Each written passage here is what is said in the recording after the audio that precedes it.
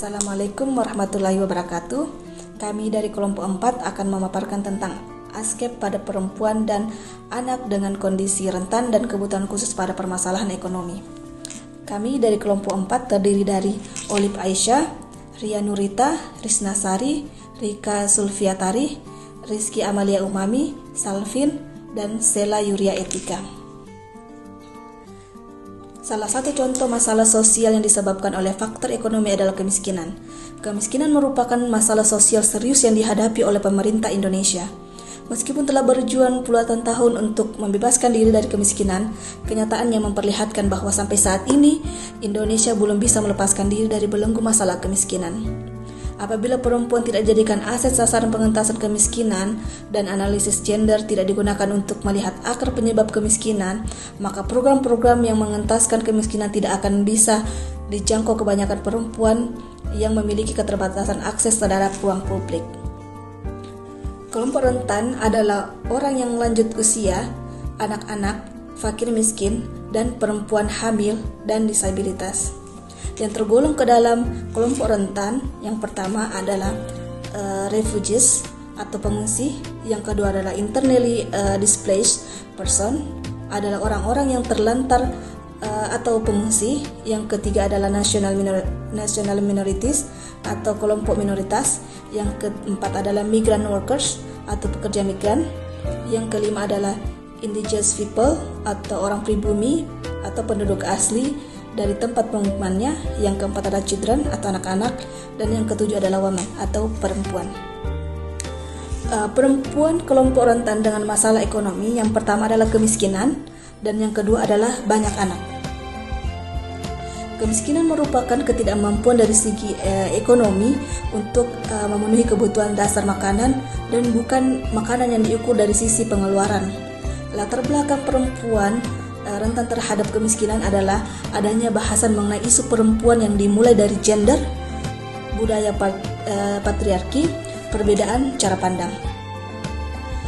Aspek-aspek penyebab kemiskinan pada perempuan, yang pertama adalah aspek politik perempuan, yang kedua adalah aspek perempuan terhadap pekerja, yang ketiga adalah aspek perempuan terhadap upah yang sama, yang keempat adalah aspek perempuan terhadap aset produktif, yang kelima perempuan terhadap perlindungan hukum, yang keenam aspek perempuan terhadap layanan kesehatan reproduksi, yang ketujuh aspek perempuan terhadap layanan pendidikan, yang kedelapan minimnya alokasi anggaran pemberdayaan dan peningkatan kesejahteraan, 9 beban kerja perempuan tinggi, alokasi atau jam kerja perempuan lebih panjang dibandingkan laki-laki. Upaya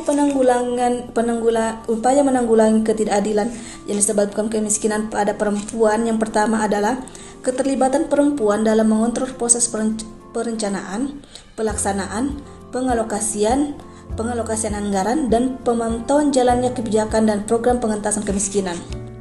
Yang kedua, meningkatkan penerimaan manfaat dari program pengentasan kemiskinan pada peningkatan akses perempuan terhadap kesempatan kerja dan berusaha, pendidikan yang murah dan bermutu, layanan kesehatan umum dan reproduksi yang murah dan bermutu, sumber daya modal, bahan baku, pasar kerja, informasi dan pengembangan teknologi bagi pengembangan usaha, pupuk murah, lahan pertanian, air bersih, dan keterlibatan dalam pengambilan keputusan.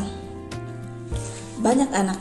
Faktor yang mempengaruhi keluarga mempunyai banyak anak, yang pertama adalah faktor agama, yang kedua faktor ekonomi, yang ketiga faktor budaya, yang keempat faktor usia, dan yang kelima adalah faktor pendidikan. Dampak mempunyai banyak anak, yang pertama berdampak pada wanita, yaitu berisiko kesehatan, efek psikis, dan ekonomi. Dampak pada keluarga, yaitu orang tua tidak bisa optimal merawat dan mengasuh anak, sehingga menyebabkan permasalahan ekonomi jadi perceraian.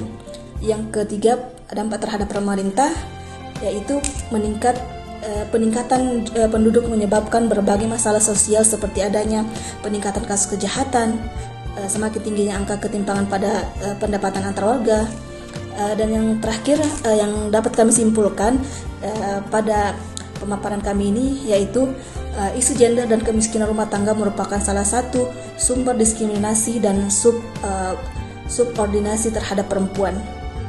ketidaksetaraan di dalam alokasi sumber daya dalam rumah tangga memperlihatkan laki-laki dan perempuan mengalami bentuk kemiskinan yang berbeda. Oleh karena itu, pemerintah diharapkan nantinya dapat mengupayakan pengembangan konsep tata pemerintah yang adil gender, dapat mengontribusikan pemikiran guna mengunggah kesadaran semua pihak, termasuk para pengambil keputusan dan pembuat kebijakan.